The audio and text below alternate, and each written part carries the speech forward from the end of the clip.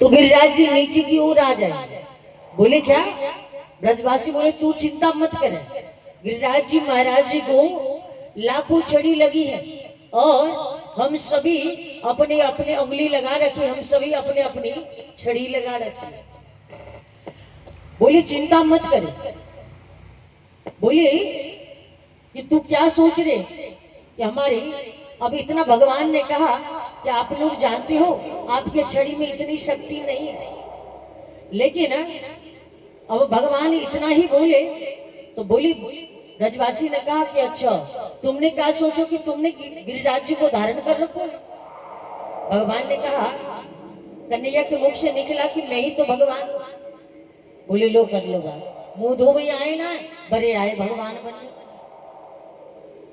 बोले अब ब्रजवासी से जैसे कहे कि मैं ही भगवान हूं, तो बोले तने भगवान वालों कौन सा काम किया?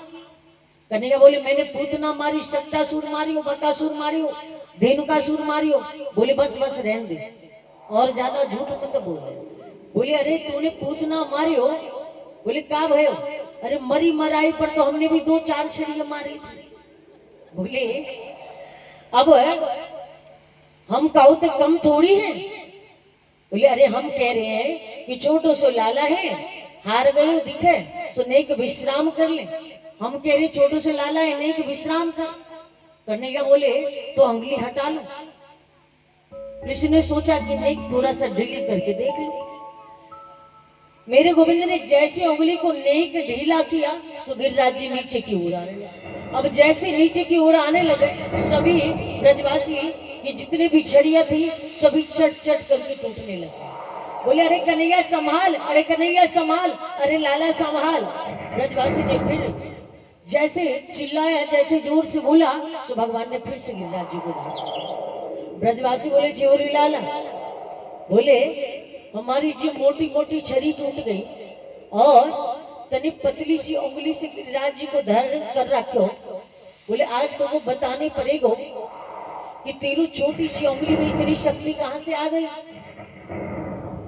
भगवान बोली बड़ी समस्या, यदि मैं कहूंगा कि मैं भगवान हूं तो मानते नहीं। अब पूछते बताओ तेरे उंगली में इतनी शक्ति कहां से आ गई जो हमारी छड़ी टूट गई।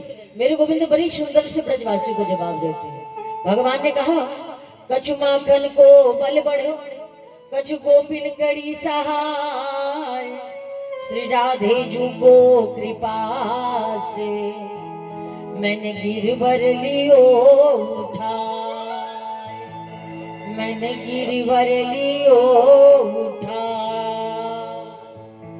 बोले एक तो मैंने माखन खायो वैसे बल बढ़ो, और एक सब गांव वाले आप सभी ने हमारी सहायता की। किशोरी श्री राधा रानी की कृपा से मैंने गिरिराज जी को उठा लिया। ब्रजवासी बोले हमने कहा सहायता करी भैया? कन्हैया बोले सुनो, जब हम गिरिराज जी को उठाए थे ना तो सभी ब्रजवासी टकटकी लगाकर मुझे देख रहे थे। तो लाखों ब्रजवासी जब टकटकी लगाकर मुझे देखने लग गए तो तुम्हारी शरीर की जितनी भी शक्ति है ना वो मेरे उंगली में आ गया और मैंने गिरिराज जी उठा लिया। ब्रजवासी बोले कि सुई हम कह रहे कि आजकल हमारी शक्ति कहां चली गई। बोले आज हम इतने कमजोर कैसे हो गए। बोले क्योड़े नंद की लाला, क्योड़े नंद के छोरा अब तक माखन चुरावे। बोले अब तक तो आप माखन चुराते थे, ये बात तो पता चली थी, लेकिन अब पता चलो लाला कि 7 वर्ष के कृष्ण ने 7 कोस लंबे चौड़े गिरिराज जी को 7 दिन 7 रात्रि तक कैसे धारण कर ले। बोले अब पता चलो कि तुम शक्ति भी चुरावे लग गए। बोली भगवान बड़ी दया निधि।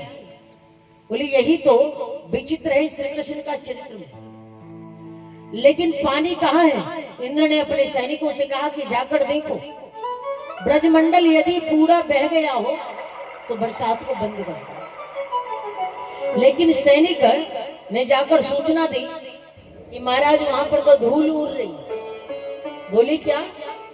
बोले कितना भी पानी आया था लेकिन वो पानी कहाँ गया कुछ पता ही नहीं।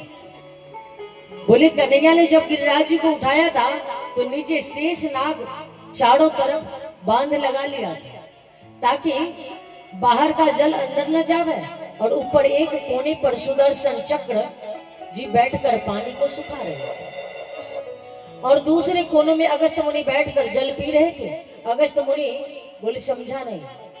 बोले भगवान राम जब रावण को मार कर आए अयोध्या में, जब राम जी राज्य तिलक हो गया तो माता जानकी जी को ब्राह्मणों से बड़ी श्रद्धा है और अपने हाथ से भोजन बनाती। राम जी से एक दिन उदास होकर बोले कि क्या बताऊं, बड़े प्रेम से भोग बनाती हूँ लेकिन कोई भी ब्राह्मण पंडित जी आते तो हैं लेकिन थोड़ा सा भोग पाकर चले जाते, कोई ढंग से भोजन ही नहीं करता। राम जी बोले ऐसा मत कहो देवी, कोई ऐसा ब्राह्मण आएगा कि आप बनाते बनाते थक जाएगी। बोले अभी तुमने असली वाले ब्राह्मण को देखा नहीं। बोले ठीक है मैं किसी दिव्य ब्राह्मण को बुलाता हूँ। मेरे प्रभु रघुवर आज समाधि लगाकर अगस्त मुनि के ध्यान में पहुंच गए और अगस्त मुनि वही हैं जो 3 श्वासों में पूरे समुद्र को पी गए। अगस्त मुनि ने कहा क्या आज्ञा है प्रभु? राम जी बोले आज्ञा है कि आज आप हमारे घर भोजन पाए। अगस्त मुनि आ गए। भगवान राम ने और जानकी जी ने उनका स्वागत किया, बड़े सुंदर से चरणों में प्रणाम किया, चरण धोए। राम जी बोले महाराज भोजन आज यही करें।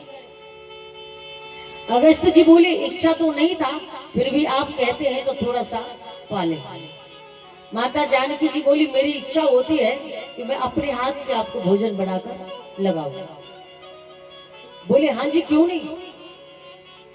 आज कहते माता जानकी जी ने बड़े सुंदर से ध्यान से देखा। बोले दुबला पतला सा संत है कितना खाएगा।